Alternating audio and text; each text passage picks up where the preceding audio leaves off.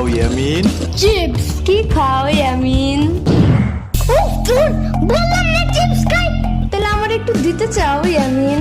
যারে তারে চিপস দেওয়ার উচিত নাই সাম্বা। একটুখানি প্লিজ। ওই দিন আমার একটা বার্গার খাইছো, একটু দিছিলে আমারে?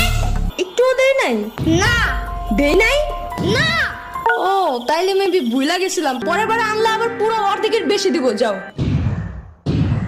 এই চাপাবাজের কথা বিশ্বাস করো তুমি ইয়ামিন? তুমি আমার দাও, আমি না তোমার সেদিন কেক দিয়েছিলাম বলো?